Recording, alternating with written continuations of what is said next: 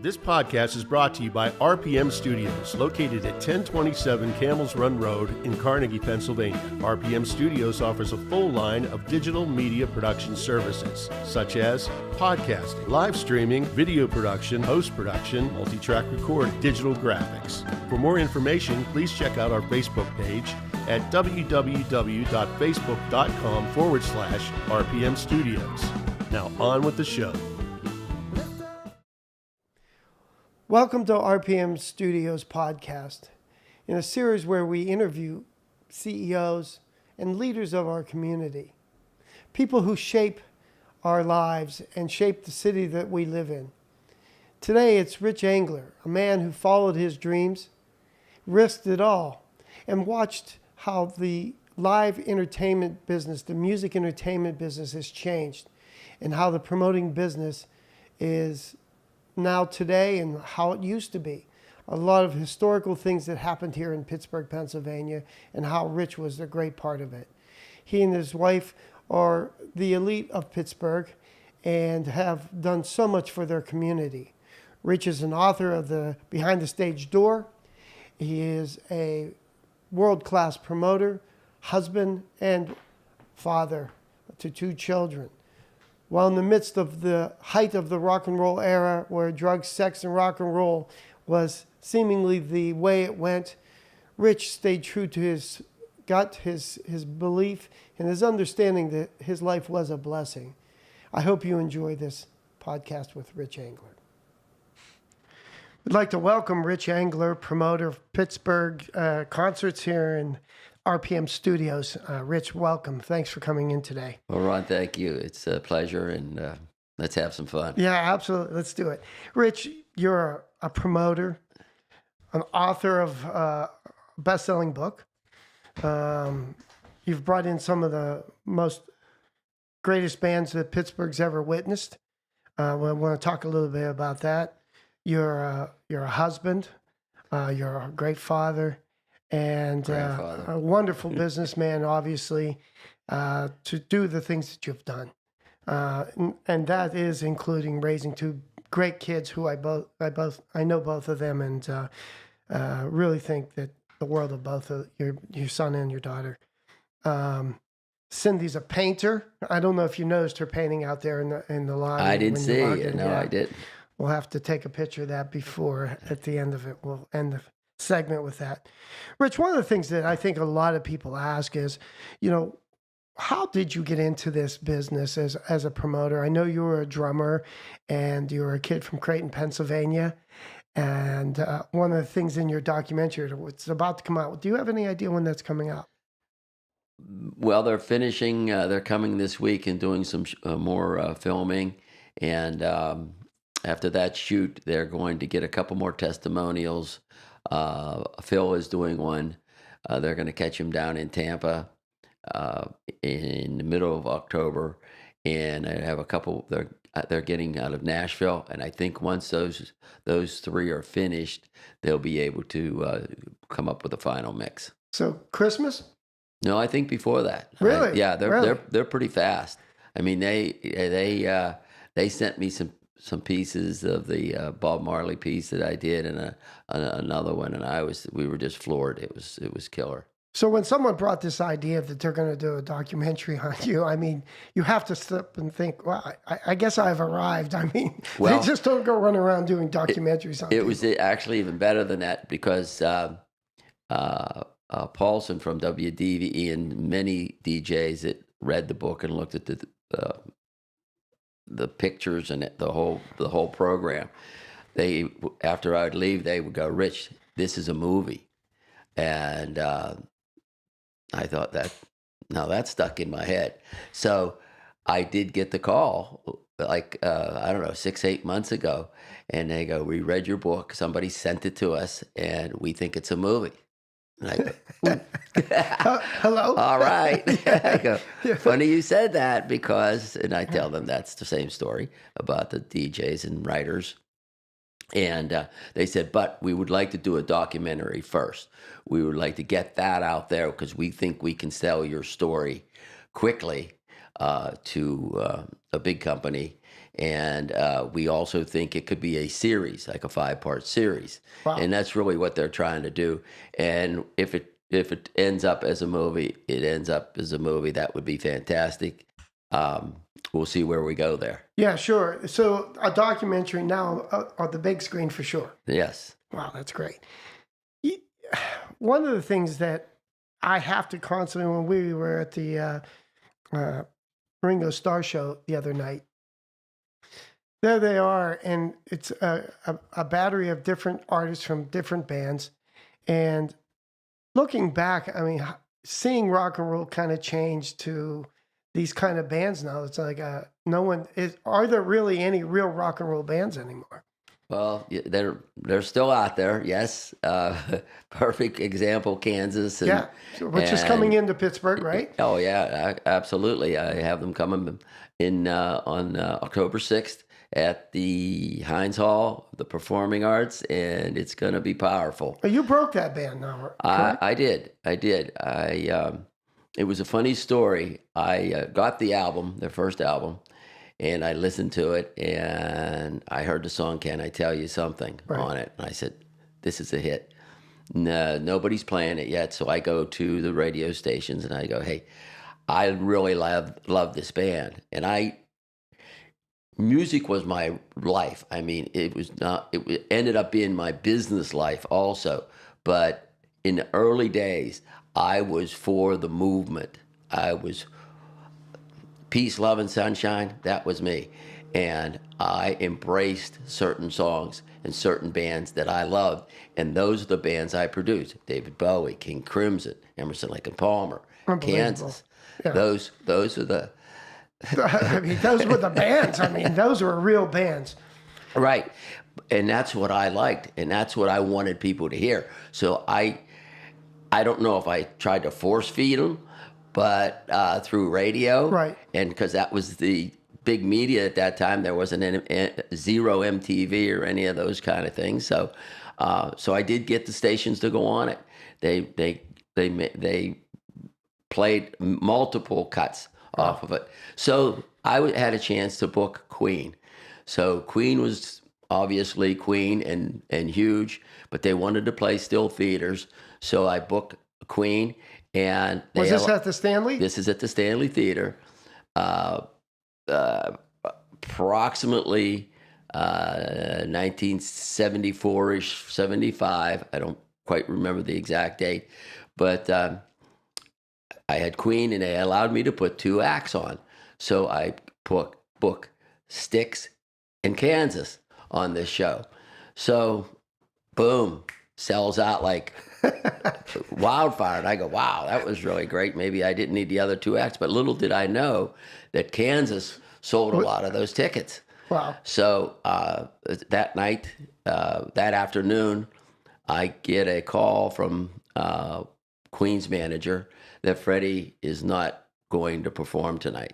Wow. So who knows what that story was? It really didn't matter at the time. So it was late afternoon. There were people already starting to come into the theater. So I said, okay, we'll make an announcement. So I went and I talked to the bands backstage. I talked to Styx and Kansas. I said, hey, will you play extra long? Can you add some extra tunes, whatever? Right. Because we need to fill up the time of Queen. They said, we're on board. So we go on stage.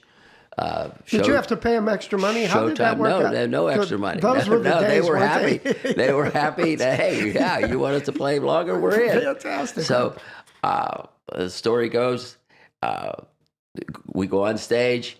I had Styx ready to fire up, and so I go, ladies and gentlemen, I have a special announcement tonight.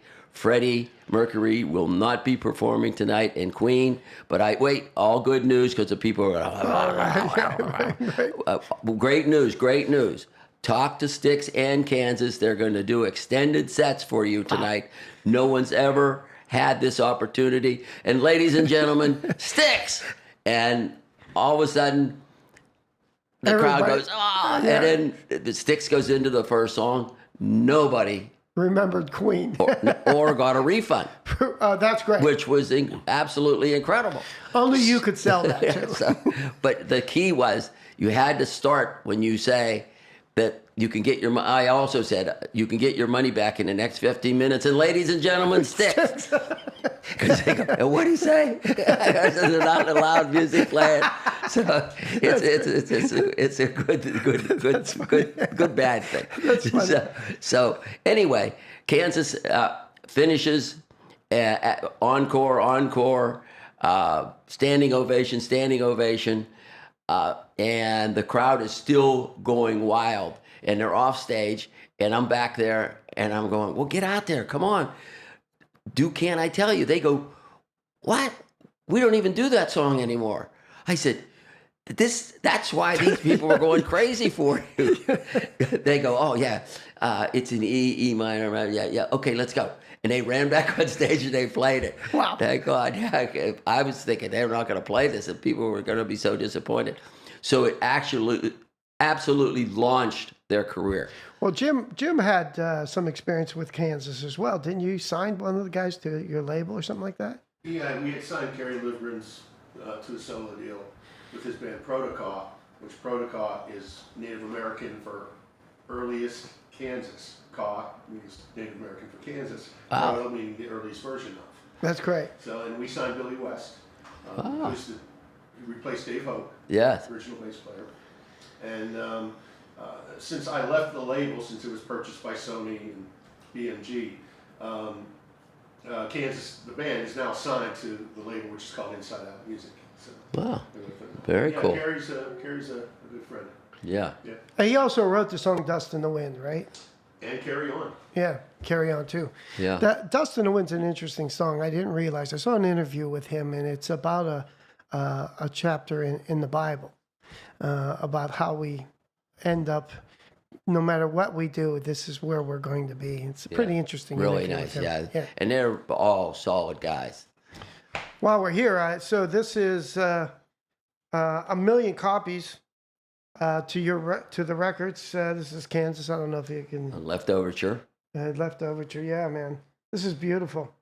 And I've seen many of these in your studio. Yeah, I have 16 platinum and gold records to my credit. AC/DC. And, yeah, AC/DC. And there's actually a cassette. The young people who are listening to and watching this are going, what's a cassette? Yeah, exactly. What is a cassette? Yeah, right. Pretty soon a DVD, right? That's right. Tell me a little bit about the book. What prompted you? I wrote a book. I have a book on the bestseller list, and I know how difficult it is to Well, write a book. this was almost people. If I go to a bar anywhere or vacation and they know who I am or whatever, they come up to me. They go, "Tell me, who's the best person you ever met? Who's the worst? Who did this? Who did that? Tell me a story." I go, "Wait, hold on. They're not stories. They're traumatic experiences." Yeah, right. In most cases, Right, sure. So I would tell this story or the two stories, and they go, "You got to write a book," and everybody would end the end of that conversation with "You got to write a book." Yeah, that's great. So I started making notes several years before that.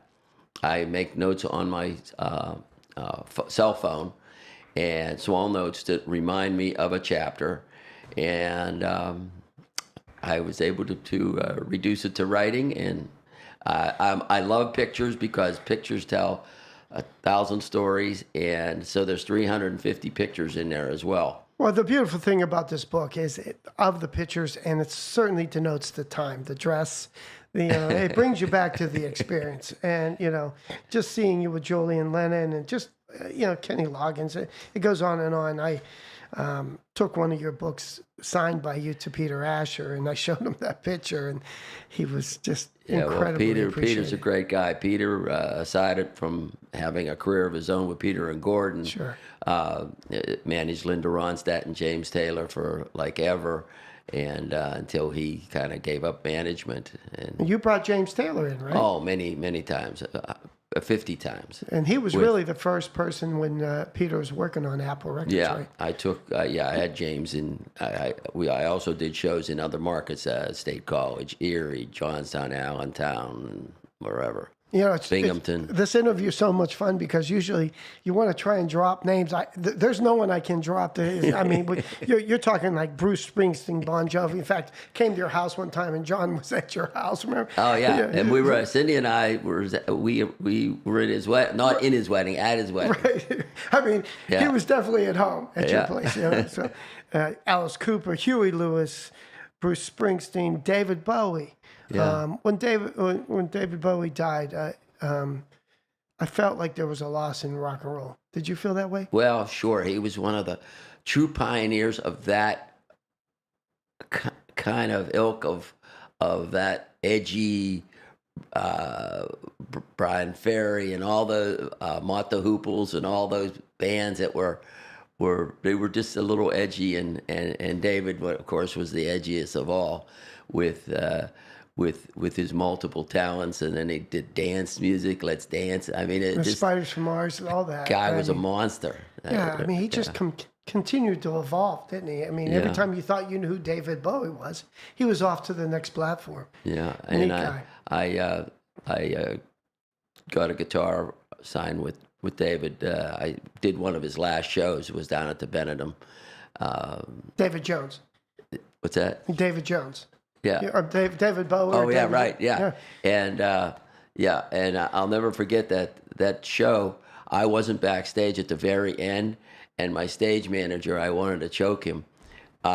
He didn't let him do the second encore, which was Suffragette City, and I forget another song, and we'll never hear it again. Yeah, that's sad, huh? You as a promoter, I mean, it's a blessing that you found that calling. I mean, we speak a lot on these podcasts. I have a faith-based podcast, and one of the things that I thought about this interview, I'm thinking, your journey is incredible, really. I mean, I'm so blessed. Well, I mean, so many guys in this list of people that you've hung out with, worked with, engaged many dinners, hung out, however you want to put it. There are so many of these guys escaped with the retributes of drugs and things like you did, but a lot of these guys didn't. And from me knowing you personally and the things that you've done as a husband and a loving husband and a caring man for the community, raising two beautiful children, which I talked about earlier. But, so many people would have not been able to handle that. And it says so much about your personality and being able to know that person inside, being able to be thankful for you having this opportunity and never really,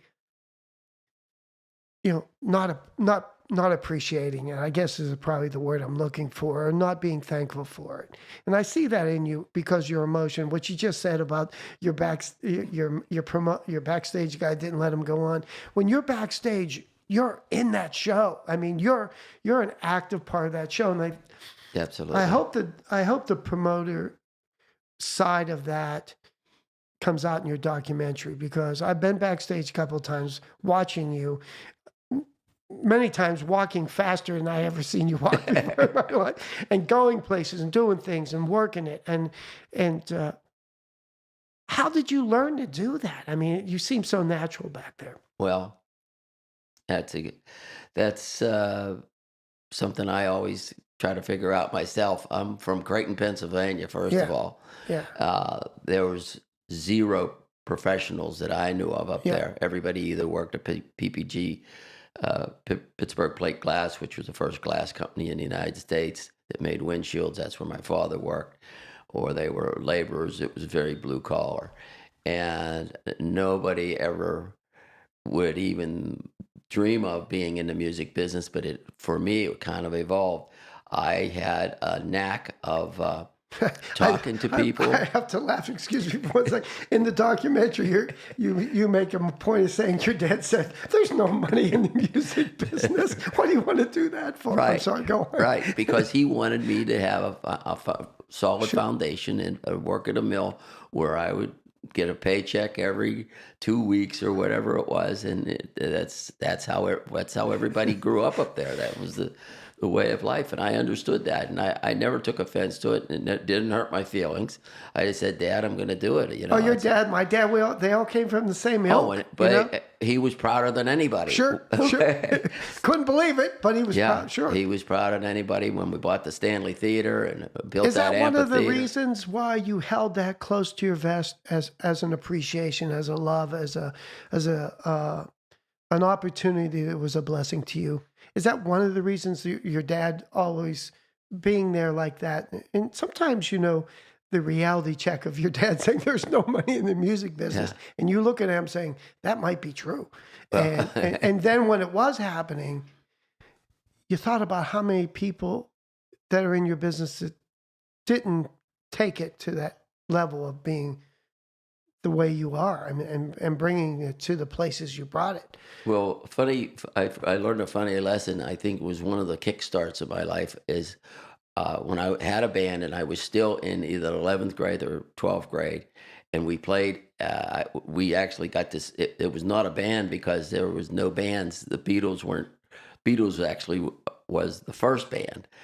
Everybody was a combo prior to the Beatles, and we had this combo, and we played it surf music and polkas and anything. But we finally got a booking, and I came home that night, and I said, "Hey, look, I made $20." They go, "You actually got paid? People paid you? And nobody threw stuff at you guys?"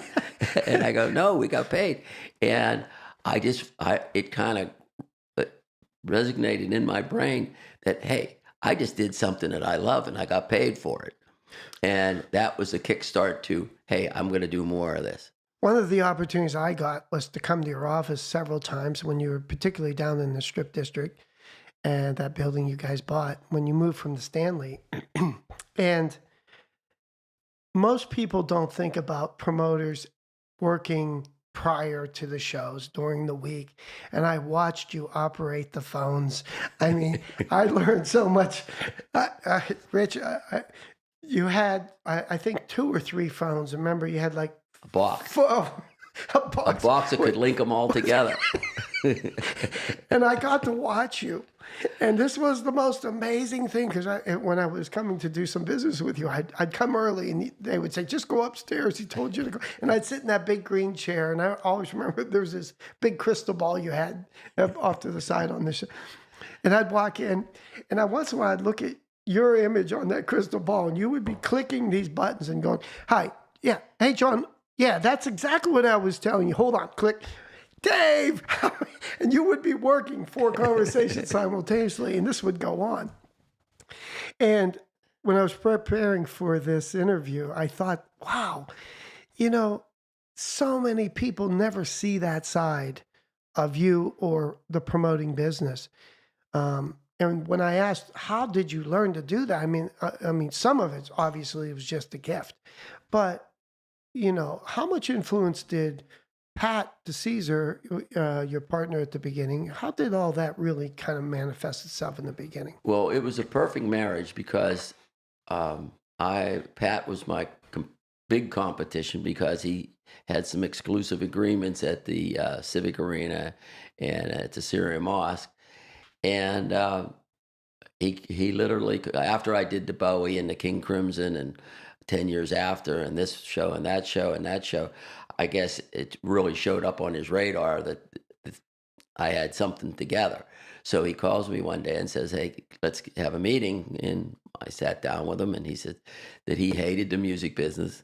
At that time, he was already burned out, but he loved the real estate business. And I said, "Okay, so what's that mean?" He goes, "Well, let's start a business. You run the music, I'll run the real estate, and that'll be it."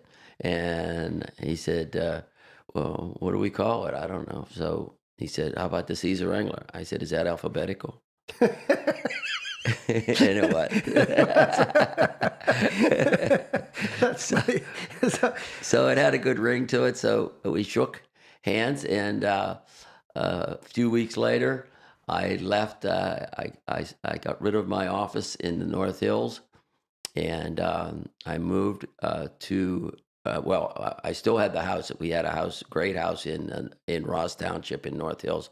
So I drove every day to Monroeville. He had an office in the Johnette Building there, which was I was fine with that. So I remember that office. yeah, so I drove out there for a couple years, and he would come in and do some real estate stuff out of there, but he really wasn't coming in because he was working out of his house mostly and doing things. I said, "Hey, Pat," I said, This is crazy. Yeah, right. We're moving the office back to North Hills." So I got another office in North Hills Well, 1978 on or Babcock Boulevard there. 80, you guys bought the Stanley, right? Was that in the 70s? 75. 75, okay. 75. And that's a quick story, too. So every time I do a show down there with Bowie or King Right. Crimson or whatever, the manager would come over to me and he goes, "Rich, why don't you buy this building?" He said, "It's really not for sale, but I know Ernie Stern owns Cinemet." He said Ernie would sell this building because he's putting movies in there. It's a 3,500 seat theater, yeah. movie theater, and now you can't even find a movie theater over 200 seats. Mm-hmm. So the writing was on the wall that this place wasn't going to be long for a movie house or What a not long great for the venue. Wrecking Ball. What a great venue, too. For yeah. the Wrecking Ball. So, and we just, this was perfect. So we struck a deal. We got an SBA loan. I had to put our house, cars, everything up, and ran scared because we had a big, gigantic nut. But Sure. we took it from a dying movie house to the #1 theater in the country That's amazing. It was a beautiful place, wasn't it? In And a you had year- your offices up in the in back. a year and a there. half. Yes, the offices were in there. The whole staff was in there. We hired more people, and we cranked. We went also from uh, uh, maybe down the list of the 20th promoter all the way up to #3 promoter in the United States. Were you sad when they tore it down? No, we're talking about the Stanley. Yeah. No, they didn't tear it down. It's Oh, the Benetton. That's the Benetton. That's right. Yeah. So yeah, they didn't tear it down. So when we finally sold it in '83. That's right. I'm sorry. I drove up a few weeks before to the Syria Mosque. That's what I'm thinking of. I'm Right, sorry. I'm going to tell that and talk to the Shriners. I go, what if I took all the shows from the Stanley Theater and put them all in the Syria Mosque? They go, impossible. You'd never do it. I go, sign here. So, but I didn't tell them what was happening, that we were selling. Yeah, right. So they signed a contract for a multiple year contract. Then I tell them, I said, by the way, we're selling. It's going to be owned by the Cultural Trust. They're going to do a major renovation of the back of the house. They're going to take off the back of the building and put rehearsal studios back there and make the stage wide, deeper. The stage was only 27 small. feet. Now it's 150 feet. that's It's like huge. crazy. Yeah. Yeah.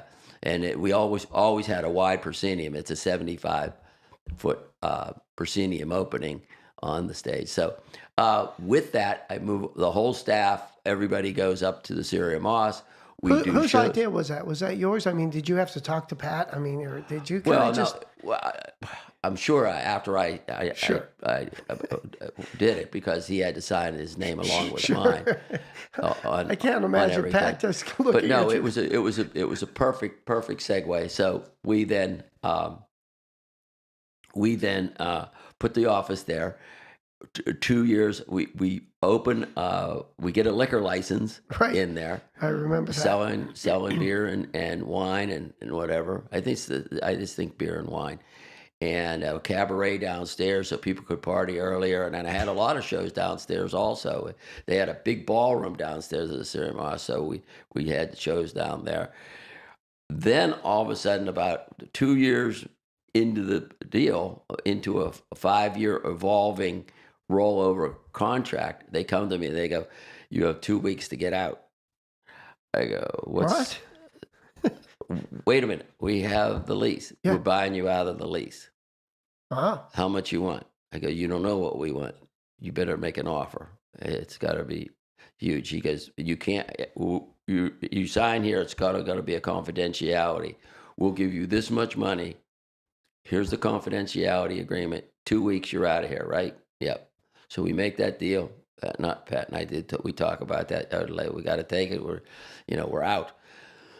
What we didn't know what the Shriners told us is that Pitt will build Sure. a beautiful, second to none hospital for children. Another extension of Children's Hospital at this very site. Little did we know that they were lied to by the university, and it's still a parking lot to this day. Yeah. So what happened after we moved out at midnight, after the day after we moved out, they already had a demolition permit, and they came in with a wrecking ball. And once the buildings hit one time with the wrecking ball, that meant demolition started, and there can't be a reverse of the demolition permit. The people picketed like it was horrible. Yeah, I remember. Yeah, everybody revolted because it was an atrocity. It wouldn't have been so bad if there would have been a children's hospital there. Sure. But now it's still a parking lot. Yeah, yeah. When so a good friend of mine, Yale Gutnick, helped develop Star Lake. Yes. Well, of course, it's now what is it now? It's now some pavilion, not Post Gazette. First Niagara. First Niagara Pavilion, I think. Yeah, whatever changes. So during that time, he's out there developing the thing. That had to be one of your go-to places at that point, right? Saddest day of my life in the music business. We had 350 acres in Adams Township / Cranberry Township. I remember this. We acquired, that was one of Pat's things. He went sure. out and around it at these farms and acquired. We had major money invested up there and put in a permit with the Adams Township to build the amphitheater. The amphitheater prior to the prior one to Star Lake. Prior sure. to Star Lake. Made perfect sense. 1979. Oh, yeah, much better Turnpike, place. USA 80. I mean, US 79. I mean, this was primo. So it gets caught up in negotiation with a couple farmers up there. Actually, it ended up being one farmer. I forget his last name, but it was Jerry something. And he held it up and held it up and held it up. And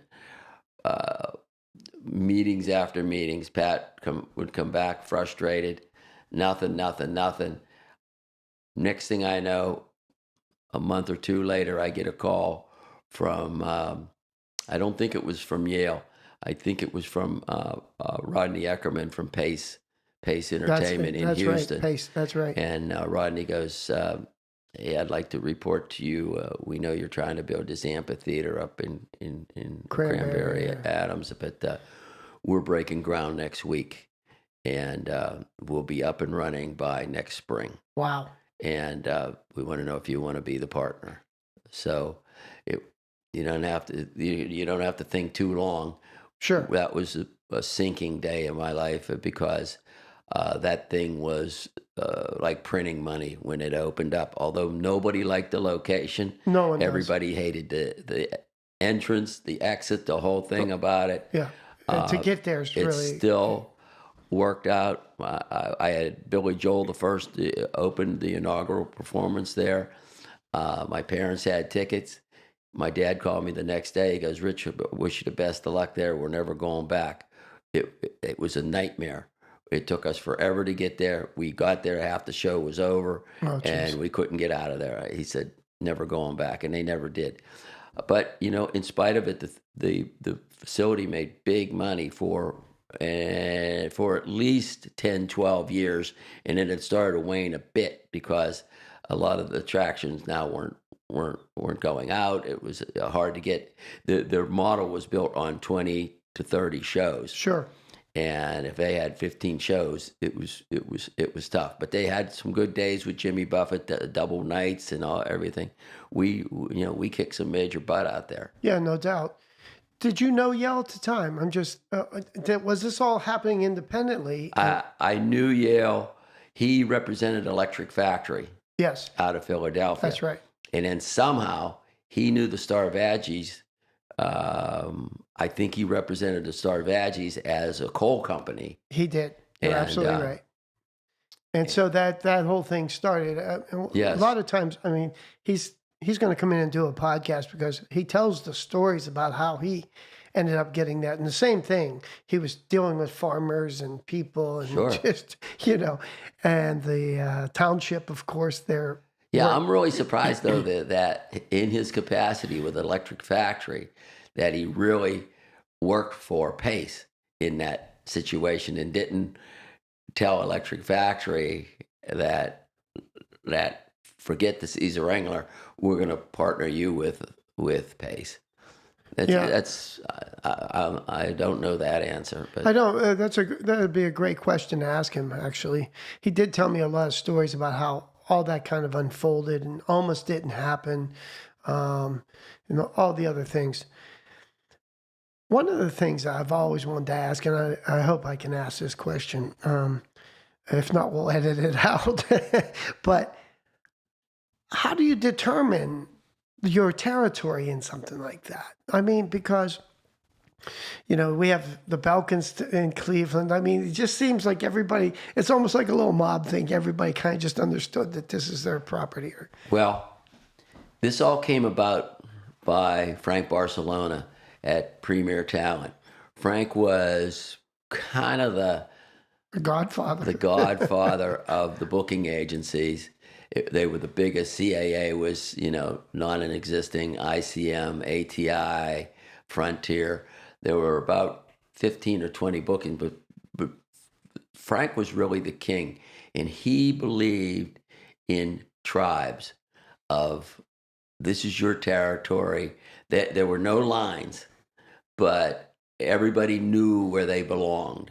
That's so beautiful. Where the Balkans had part of Detroit and down through, and some of Cleveland and all of Ohio and in that area, and we had almost all of Pennsylvania except Philadelphia, because that was Electric Factory, and they had part of New Jersey and Maryland and all that. It was kind of an unwritten situation that you stay in your own territory, and the agents also. So if you tried to stray out of your territory, they'd go, "Well, no, we're selling that to Larry Maggot at Electric Factory, or we're selling this to Michael Belkin, or to Michael, to Jules. Jules, sure. Jules is still living, and he's a great friend. Jules and Fran, we see them all the time.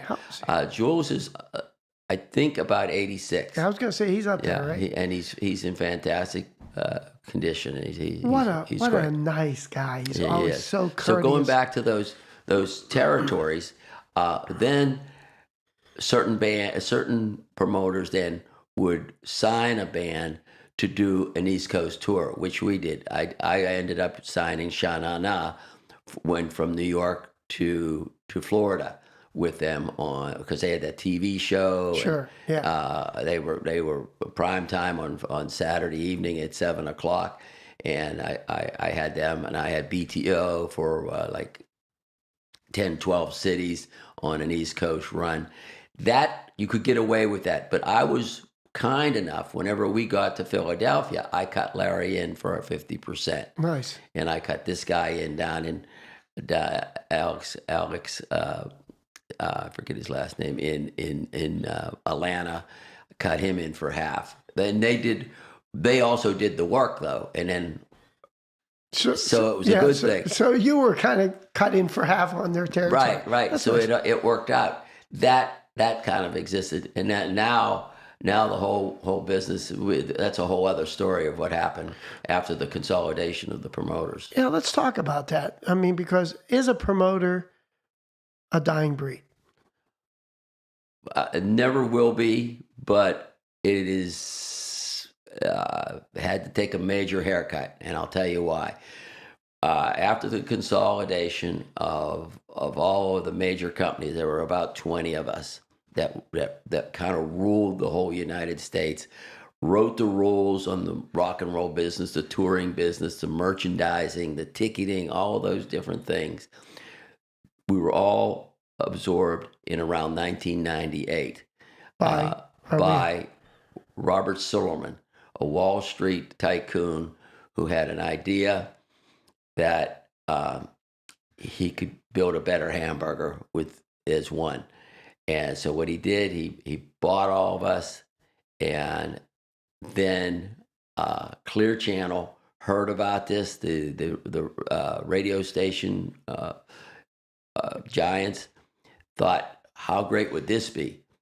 Buy all of the promoters, which is now, it was called SFX Entertainment, and buy SFX, and we'll have all the radio stations, and would have all the music, the programming from the promoters.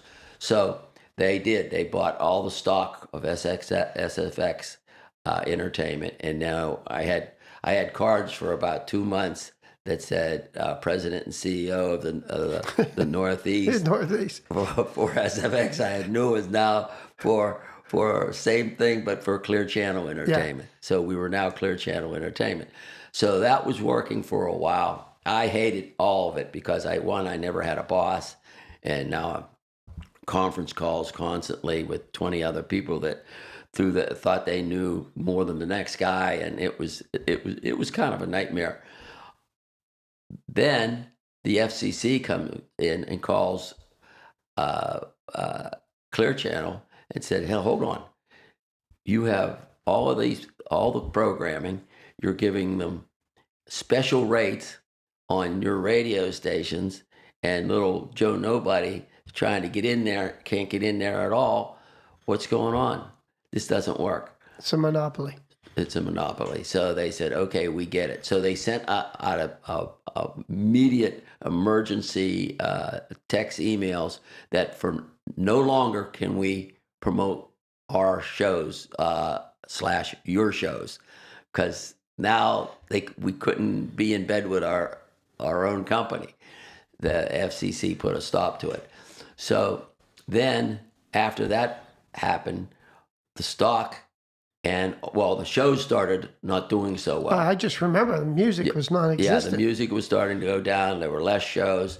The Clear Channel stock was going down.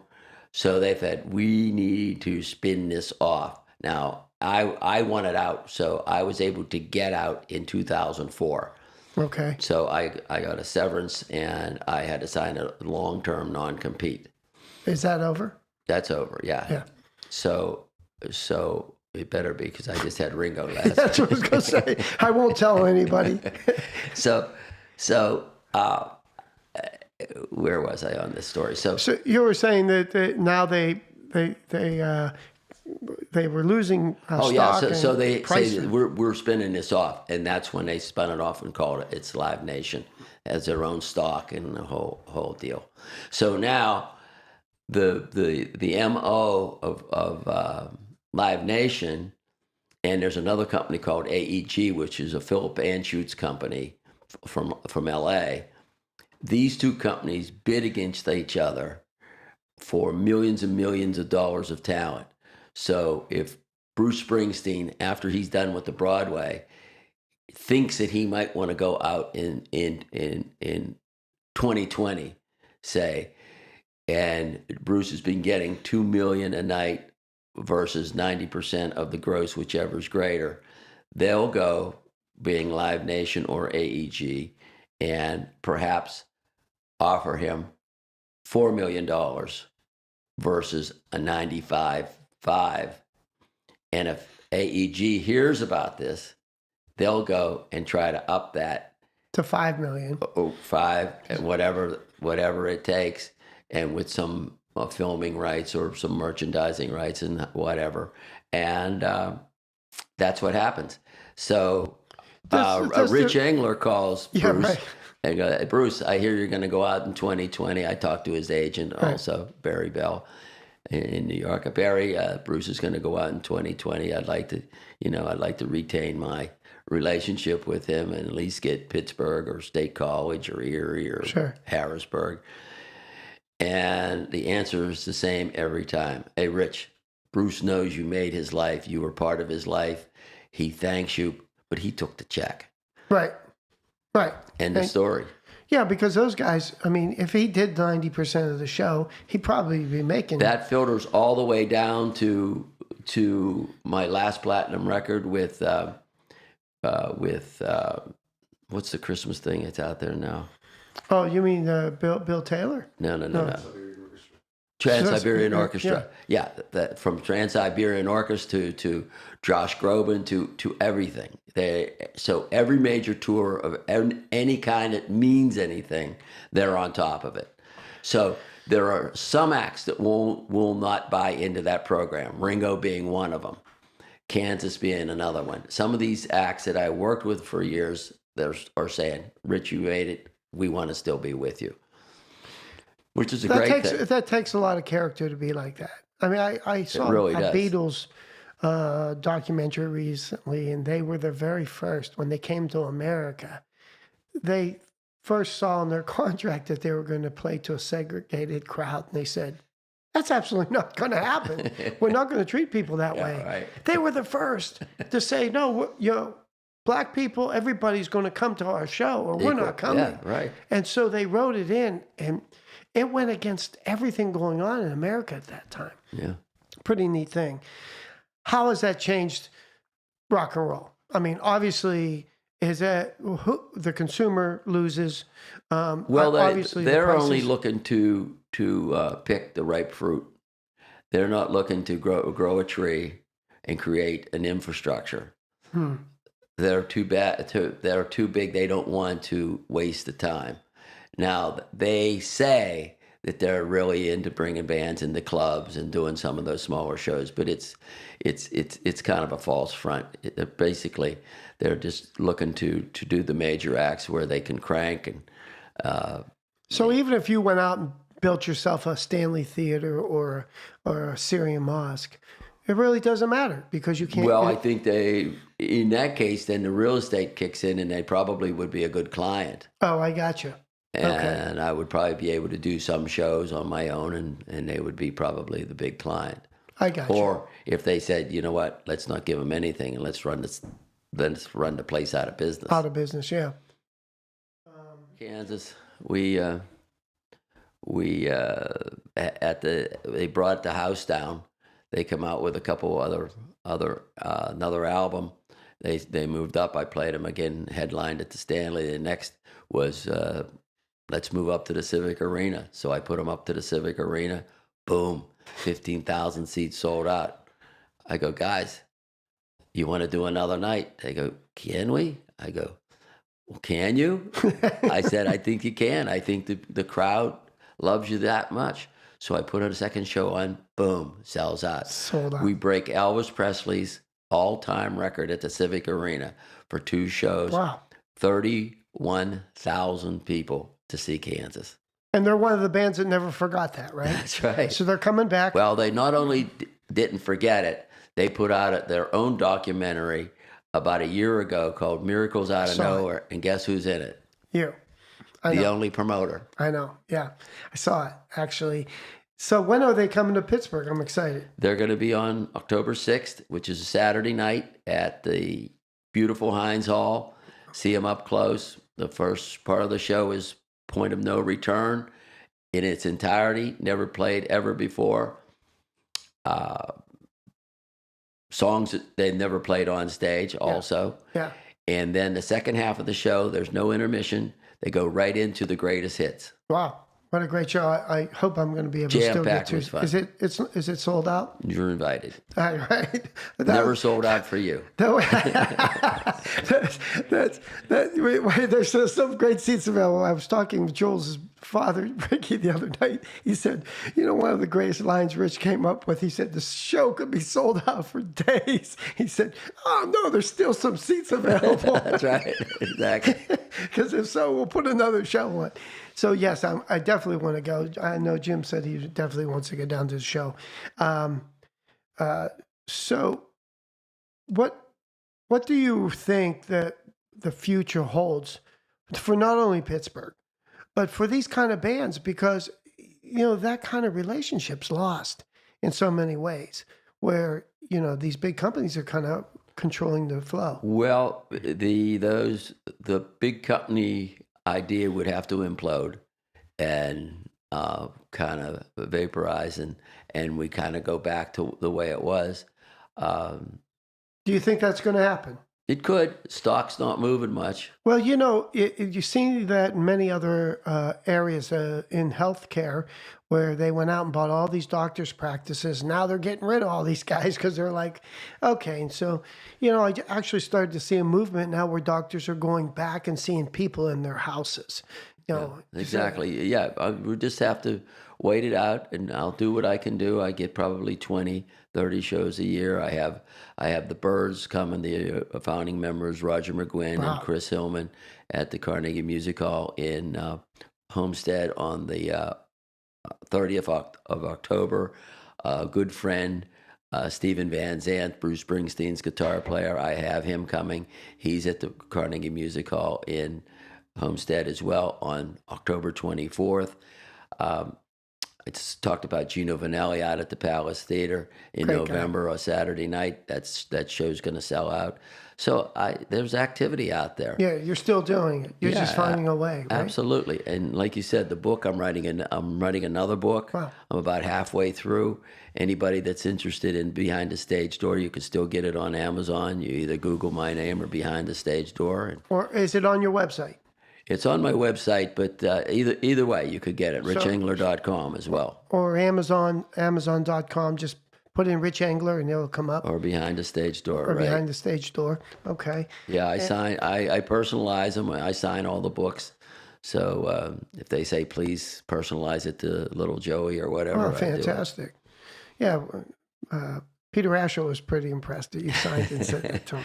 Plus, his picture's in there, too. So thank you very much for coming. I really appreciate your time, and I think there's going to be a lot of people interested in seeing this. Well, thank you, and keep on rocking. All right.